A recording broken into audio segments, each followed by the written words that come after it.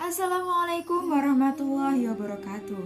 Perkenalkan, nama saya Rahmaniza Arifia dengan NIM 2121033. Saya berasal dari Prodi PAI dari Fakultas Tarbiyah dan Ilmu Keguruan mata kuliah Hadis Tarbawi yang diampu oleh Bapak Muhammad Hufron MSI. Di sini saya akan menyampaikan materi yang berjudul menjaga dan memelihara fungsi masjid. Nah, sebelum kita memasuki materi, apa sih itu menjaga dan memelihara fungsi masjid? Kita simak video berikut ini. Masjid merupakan salah satu lembaga pendidikan Islam yang memiliki fungsi penting.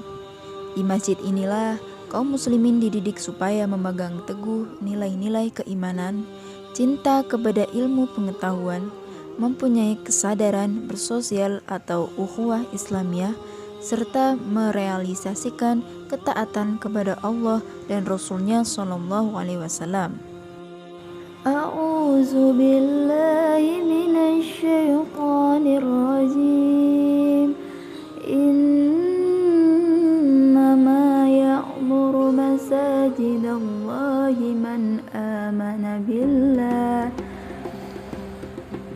amana billahi wal yawmil akhir wa aqama as-salata wa ata az-zakata wa lam yakhsha illa Allah fa'asa ulaika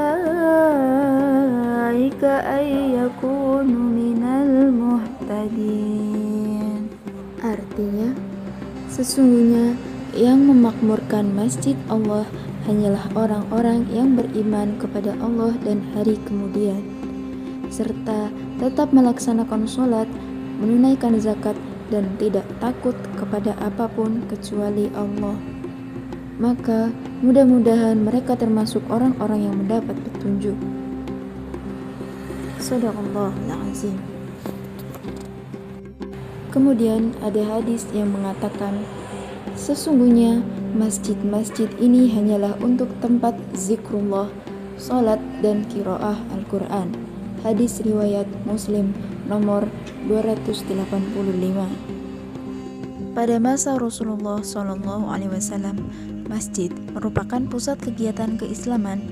Bahkan pada masa itu terdapat 10 fungsi Masjid Nabawi, yaitu pertama, tempat sholat, kemudian pendidikan, santunan sosial, konsultasi dan komunikasi ekonomi, sosial dan budaya, kemudian latihan militer, pusat kesehatan, pengadilan dan penyelesaian sengketa, tempat penerangan agama, tahanan, dan tempat penampungan atau tempat menerima tamu.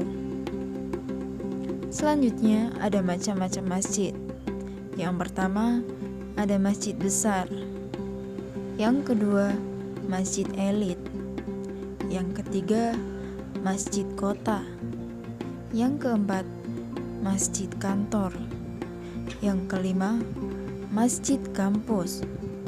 Yang keenam, masjid desa. Dan yang ketujuh, masjid organisasi.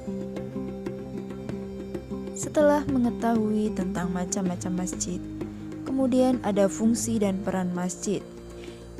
Yang pertama, masjid sebagai tempat beribadah atau hablum minallah. Kemudian, masjid sebagai sosial kemasyarakatan atau hablum minanas.